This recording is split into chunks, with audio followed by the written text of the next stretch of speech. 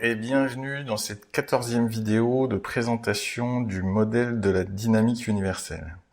Donc dans les deux dernières vidéos, j'ai fait référence à la page blanche, c'est-à-dire l'expérience que l'on peut faire à travers la méditation très avancée, notamment la méditation Vipassana, qui permet, en développant la qualité d'équanimité qui correspond à observer tous les phénomènes qui se passent en soi comme égaux, c'est-à-dire ne pas s'y attacher et les laisser passer, on arrive à une expérience de l'état de conscience le plus subtil qui soit, où il ne reste plus rien à observer et il reste la qualité observation.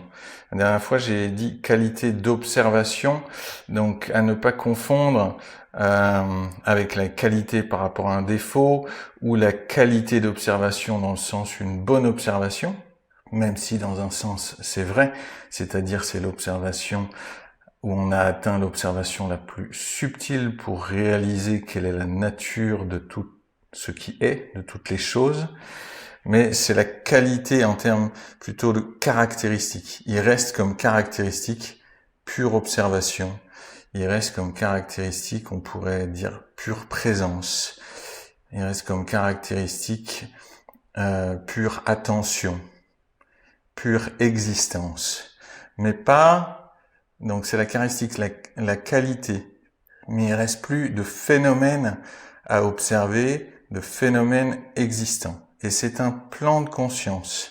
C'est pas que tout a disparu, ça existe ou ça existe pas. C'est-à-dire, en même temps coexiste ce plan d'existence et des plans d'existence où on observe des choses exister ou leur absence. Donc tous ces plans d'existence coexistent en même temps, si on veut. On va voir que le temps est un effet de l'observation. Et voilà, ça permet maintenant de ne plus partir forcément d'une entité comme je l'avais représentée sous forme d'un aimant, quelle que soit la taille de l'entité qu'on observait, mais de partir plus de son champ d'information. La matérialisation, que ce soit une pensée, c'est déjà une forme de matérialisation d'une énergie qui se traduit en contenus mentaux, que ce soit le corps, que ce soit les choses, les événements, les rencontres, les histoires, etc. Ce sont des matérialisations de champs d'énergie ou de fréquences que nos sens traduisent en une réalité spatio-temporelle. Donc, et notre mental traduit ces fréquences en images, en phrases, en mots. Alors, on repart du coup de la page blanche, c'est vierge, il n'y a rien à observer, il y a qualité d'observation. Puis, sur un autre plan, une forme d'écart à cet état d'observation, de pure observation, alors, il se passe quelque chose. Mais on revient à la conscience, à l'état de conscience précédent. Et du coup, par opposition, on va constater l'absence de cette chose. C'est-à-dire, il faut qu'il y ait la présence pour constater l'absence.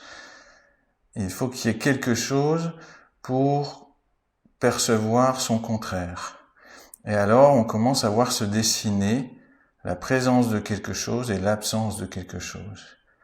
Et plus l'esprit va s'intéresser à cette chose, à cette présence notamment, parce qu'il a un plus grand attrait, on le verra, plus ça va vers la présence plutôt que l'absence des choses. C'est pour ça que on est plutôt orienté vers le voulu que l'absence du voulu et le non voulu. Parce qu'au début c'est neutre, mais ça va devenir du voulu.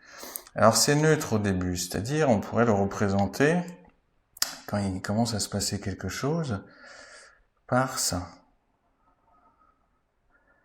C'est-à-dire, et là on voit le signe de l'infini, c'est pas pour rien, mais bon, on va pas rentrer dans tous les détails.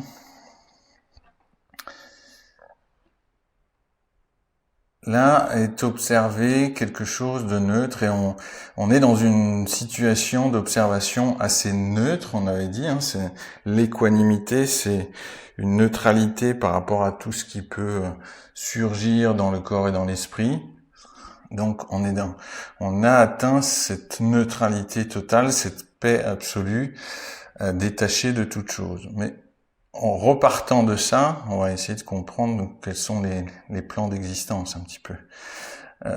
Donc on part de ça, on observe qu'il y a quelque chose, une présence de quelque chose, mais on fait facilement, puisqu'on ne s'y attache pas trop, facilement le tour et on constate son absence. Et on repasse par le point qu'on verra. Donc ce point, c'est la page blanche en fait. Hein. Mais vu qu'on commence à s'intéresser au phénomène, ben on s'y arrête pas. On ne retourne pas totalement à la page blanche. On ne retourne pas dans l'état où il n'y a plus qu'observation. Il commence à y avoir quelque chose à observer. Donc là, on fait le chemin inverse un petit peu de ce que j'ai décrit dans les vidéos précédentes, où tout se dissout. Là, je fais exprès le chemin théorique inverse pour expliquer un petit peu les niveaux de conscience et les niveaux d'existence. Donc là, à nouveau, hop, on constate qu'il se passe quelque chose, mais on ne s'y attache pas, on fait facilement le demi-tour et on repasse par la singularité. Et hop, ainsi de suite, hop, quelque chose, son absence, quelque chose, son absence. Et j'avais dit que, en parlant du cerceau, je vais vous montrer quand on arrive vraiment à des états de dissolution importante de la réalité qui ne fait que apparaître, disparaître.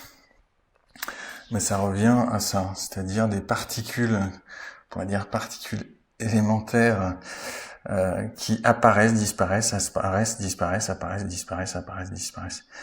Donc j'avais dit que le corps et l'esprit se mettent à clignoter.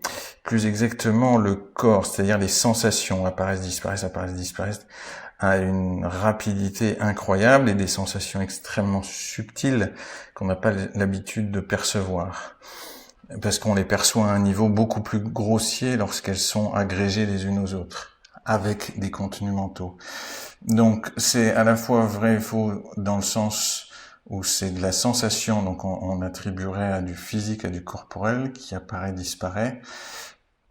J'avais dit l'esprit clignote également, pas tout à fait juste, ça l'est dans le sens où en fait ce qu'on observe c'est l'information, donc c'est la conscience, donc en ce sens l'esprit clignote, apparaît, disparaît, parce que c'est pas encore de la physicalité, ou ce n'est plus la physicalité avant qu'on arrive à la page blanche. Mais par ailleurs, c'est faux dans le sens où l'esprit, lui, il est très stable à arriver à cette situation. Il est extrêmement stable et voilà, c'est plutôt les phénomènes qui apparaissent, disparaissent. Lui, l'esprit est extrêmement stable. On dit qu'il y a une dissolution totale de l'esprit lorsqu'on arrive à ce fameux état que je qualifie là de page blanche. Qui est un état d'éveil, on dit aussi nature du Bouddha ou bouddhéité, il y a beaucoup de termes qui peuvent être utilisés. Je sais plus ce que je disais. Hop, je vais bouger parce qu'il y a un peu d'ombre.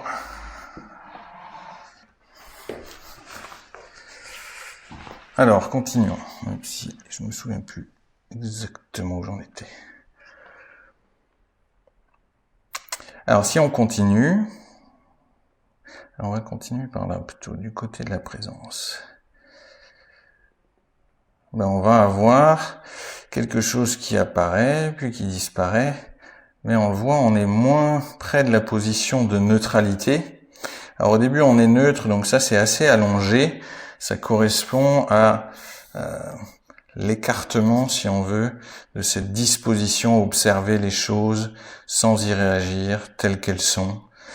Là, plus ça va aller, en fait, plus on s'engage. C'est-à-dire, plus on s'attache, plus on est intéressé finalement à ce qui se passe. Intéressé, et l'absence aussi intéressée, mais pas forcément c'est plus du côté du voulu. On constate l'absence. Alors, on est encore un peu dans la neutralité. Le centre est encore allongé. Puis on va voir ce qui se passe. plus on avance. Je vais continuer à faire ça.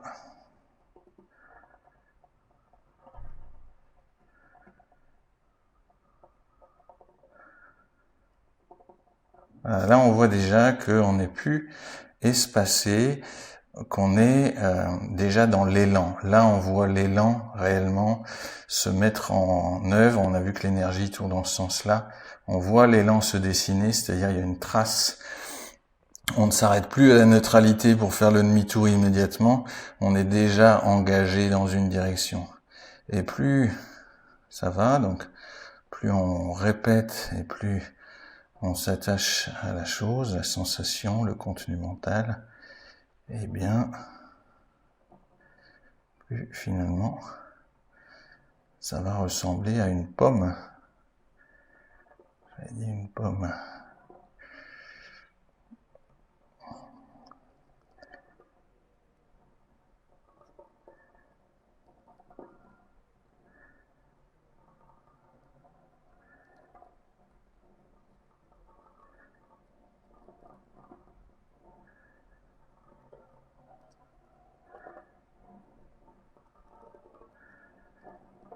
Alors, je continue. J'ai fait un peu plus gros d'un côté.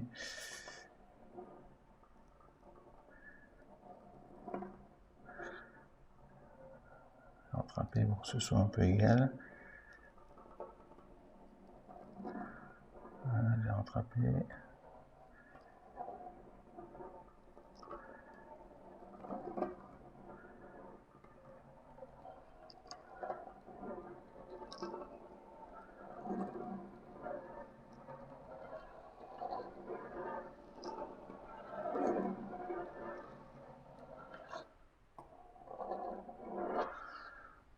Voilà, je vais m'arrêter là. Et là, on a vu, voilà, l'élan, c'est renforcer le passage, et plus ça a été, moins on s'est arrêté au point de neutralité, c'est-à-dire plus on a persévéré dans la même direction, sans du tout s'arrêter au niveau de la singularité, de la neutralité, où on pourrait faire demi-tour plus tôt, où on pourrait prendre conscience plus tôt. Non, on va de plus en plus dans l'élan, et le tour est de plus en plus grand avant de passer par la conscience, avoir un réel retour sur soi. Alors évidemment, on pourrait faire exactement la même chose dans l'autre sens. Alors je vais commencer. Donc là, du coup, on a alimenté un élan vers le voulu.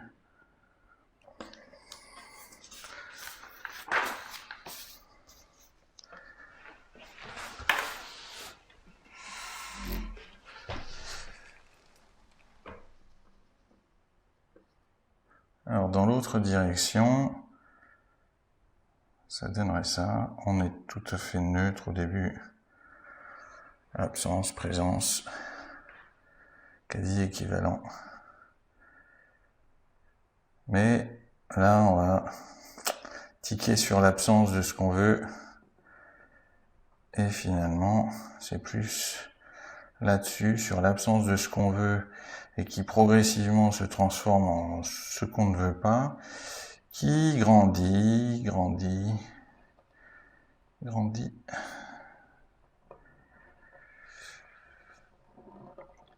Alors, je vais peut-être pas tout refaire, mais vous avez compris le principe. C'est que là, du coup, on a un élan, on repasse, on fait pas le pivot, on fait pas demi-tour, ça s'accentue, le passage s'accentue et on développe un élan vers le non voulu. Alors là, on a deux situations extrêmes, mais en fait, si je reprends mon schéma, dans les situations mixtes, on a des choses qui s'écoulent dans les deux sens et du coup on a des vibrations mixtes. Mais là on a bien l'idée d'onde, c'est-à-dire quand on jette un caillou dans l'eau, parfois il y a des ondes qui se déplacent, donc c'est des fréquences et on peut vraiment réaliser que selon ce qu'on a répété encore et encore dans une même direction, à chaque niveau on est sur une fréquence différente.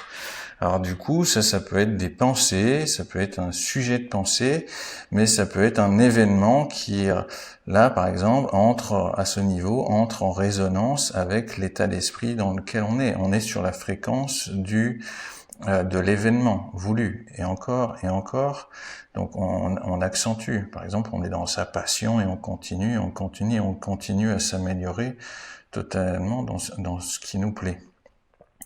Donc ça, on n'est pas en train de méditer, on est en train de faire du surf par exemple, du snowboard, toute autre chose qui nous passionne.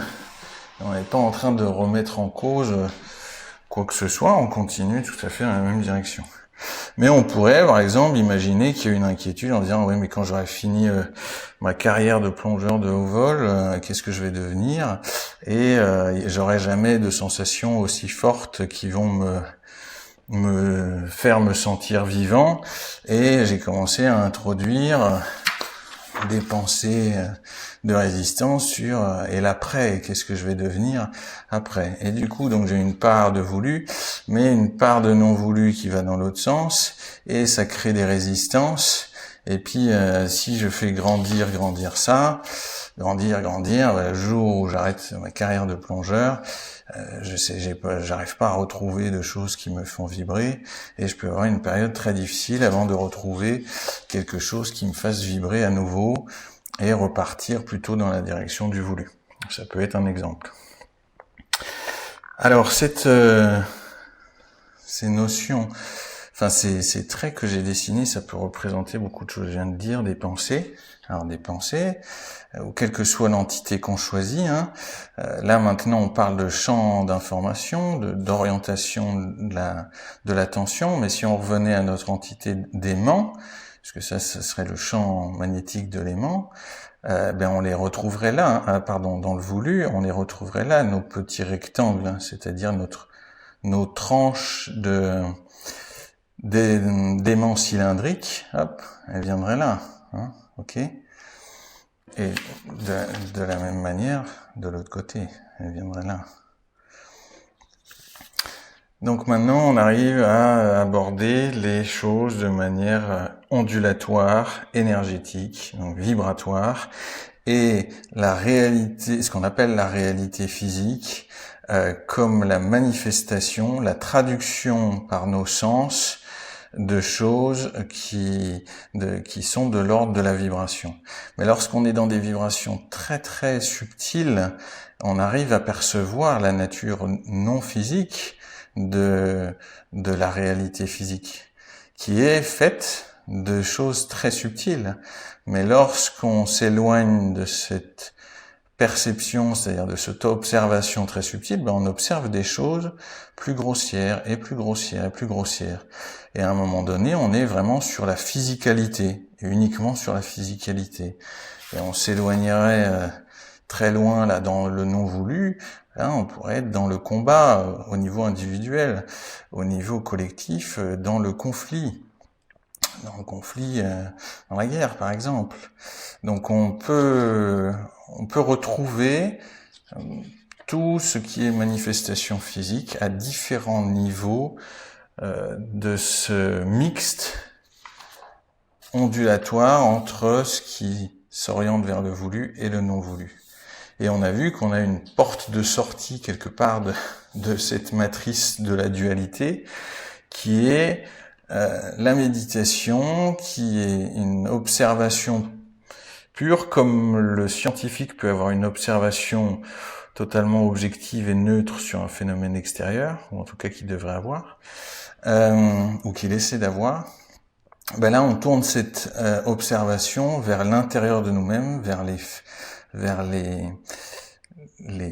ce qui se passe en nous, en termes de sensations, parce qu'on arrive plus facilement à observer des sensations comme des événements qui apparaissent et disparaissent. Et puis en termes de pensée, même si on va pas placer tout de suite son attention sur les pensées comme des phénomènes apparaissants, disparaissants, parce que quand on est loin, c'est-à-dire on est dans la pensée, on n'arrive pas à observer la pensée comme un objet. Il faut déjà prendre du recul pour pouvoir voir la pensée passer comme on regarde passer un nuage. Sinon, on est dans les nuages, on est dans la pensée, dans le phénomène de pensée. C'est en prenant ce recul de plus en plus, et l'observation des sensations permet ça, qu'on va pouvoir voir passer les phénomènes de pensée de plus en plus subtils, une pensée étant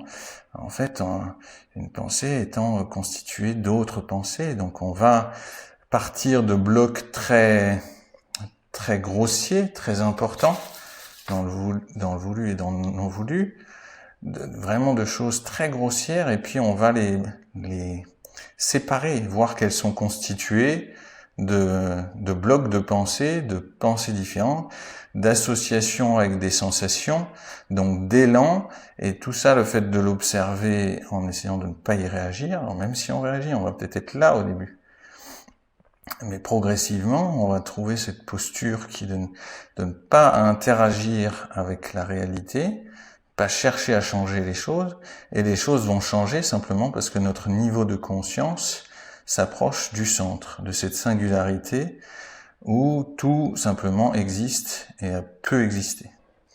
On laisse exister les choses. Donc là, on a vu au niveau de l'individu, on a vu l'exemple de la guerre sur un collectif, par exemple.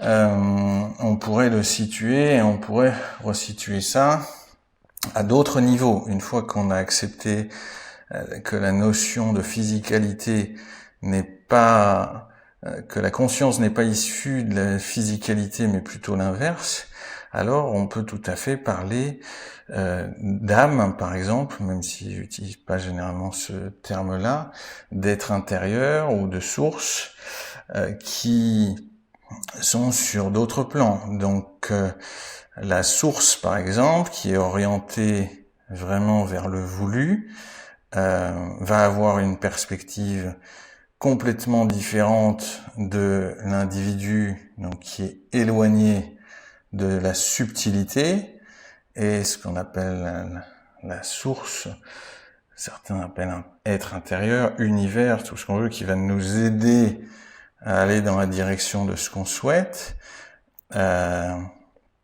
et sur un niveau beaucoup plus subtil, qui oriente systématiquement les pensées. Donc là, on accepte d'être dans la pensée, on le verra dans l'imaginaire, mais qui à cet endroit-là est une création en conscience.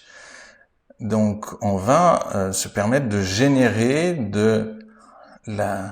des nouvelles versions de la réalité. Alors par exemple, l'individu est du côté du non voulu quelque part, la source a conscience de ça, puisque elle est beaucoup plus près du centre, et on verra peut-être aller dans ces détails-là. La perception plus proche du centre a la perception de ce qui est plus éloigné, et à partir de choses non voulues, cette source, elle va générer des versions qui correspondent au voulu. Et l'individu étant peut-être du côté du non voulu là, va faire un chemin progressif en réorientant sa pensée pour accéder à la fréquence déjà existante, déjà créée, disponible pour expérimenter le voulu. Donc ça peut être des scénarios ou des fréquences de réalité existantes qui sont disponibles, mais si j'en suis éloigné, parce que par exemple je suis dans le non voulu, ou je regarde le voulu comme quelque chose de possible, mais j'y suis pas encore vibratoirement, je ne le vis pas encore, je suis pas sur sa fréquence. Quand je m'en approche, je passe à un moment donné sur la fréquence et je l'expérimente physiquement. Alors ça peut, donc là j'ai pris l'exemple de la source, on pourrait dire, oui, je parlais d'âme tout à l'heure, d'être intérieur. Ces différentes lignes pourraient être traduites aussi par différentes incarnations sur différents plans qui coexistent. Donc on va avoir des incarnations proches de la conscience, très proches de la conscience, donc qui vibrent haut, et en même temps des incarnations qui vibrent plus bas, plus dans la matière, et par exemple une incarnation humaine, physique, plus éloignée.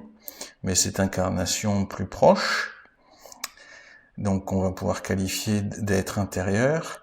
Je disais tout à l'heure, elle a conscience de ça, elle a conscience que ce résultat-là, physique, est une autre fréquence, et que ces pensées-là orientées vers le voulu sont comme la diapositive dans l'appareil à diapo qui permet d'avoir la projection plus loin sur le mur de la réalité, d'une réalité vécue comme quelque chose de physique, avec une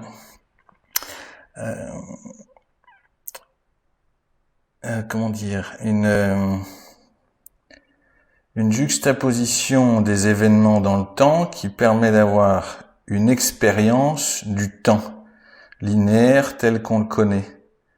Donc là, on pourrait retrouver soit nos petits aimants, modèle fractal, et donc, même si là, ça correspond à un micro-instant, ça peut correspondre à beaucoup de temps, vécu comme un temps linéaire, où il y a une succession de choses qui se passent, et on vit ça comme la vie, comme expérimenter la vie. Alors, on a abordé quand même pas mal de choses là. Qu'est-ce que je voulais te dire encore ? Donc, j'ai dit, ça peut être des incarnations d'une âme, mais si on prend la source comme un phénomène global, on pourrait dire que ce sont toutes les incarnations possibles. Donc, de tout le monde. Visible, invisible, sur les plans physiques, sur les plans non physiques. On pourrait dire que ce sont aussi des univers parallèles. On pourrait dire aussi que ce sont des lignes de temps différentes, c'est-à-dire une même personne ou un même collectif ou une même planète, mais sur des versions légèrement différentes.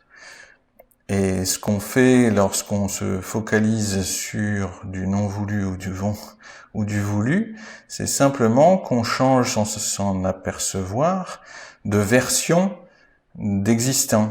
Et puisque c'est au début uniquement de la conscience, de la pensée si on veut, de l'imagination, mais qui a conscience de créer la réalité, eh bien il y a des versions possibles, innombrables, et y compris de versions de planètes.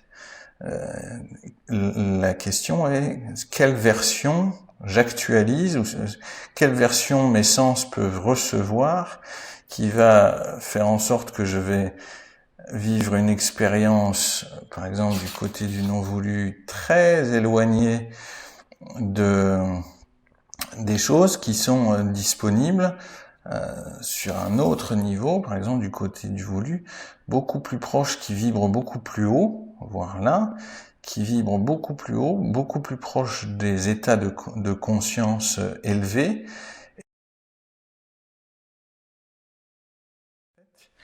non pas par ses actions, mais par bien l'orientation de sa focalisation, va se mettre en résonance avec des réalités disponibles très différentes les unes des autres. Donc on dit, au début on peut se dire, mais une pensée n'a aucun pouvoir sur quoi que ce soit, sauf qu'elle a le pouvoir d'être le bouton les unes après les autres. Les pensées les unes après les autres peuvent être le bouton qui font changer de fréquence. Alors évidemment, la méditation qui ne cherche pas à modifier les pensées, à travailler uniquement sur la pensée, mais comme un lieu de paix et d'acceptation totale, va permettre plus rapidement, comme un chemin plus direct, à aller vers des états de conscience élevés. Et là où il y a de la neutralité, ben quand même le pivot est plus facile à faire. C'est-à-dire on peut changer de direction entre le non voulu et le voulu plus facilement. On a plus d'opportunités de changer, de prendre conscience et de changer de direction, la direction de nos pensées. Donc par exemple là, on prend conscience de choses très grossières une fois tous les 4 matins, enfin vraiment très très rarement, et puis plus on s'approche du centre, plus on a des prises de conscience régulières et plus fréquentes, et de plus en plus fréquentes, et de plus en plus fréquentes. Et lorsqu'on est dans la méditation, on est en état de conscience constant, constant, constant, constant, constant, constant. Et tout ce qui est éloigné de la conscience va se dissoudre, s'effondrer dans cet état de conscience, en fait. Donc, je vois que je suis à 30 minutes, donc c'est tout à fait suffisant, largement suffisant pour cette vidéo. Voilà, je vous rappelle que vous pouvez partager, vous abonner, liker, et puis me contacter si vous souhaitez profiter d'un accompagnement pour, selon là où vous en êtes, profiter encore plus de ces enseignements. Je vous remercie de votre attention et à très bientôt pour la prochaine.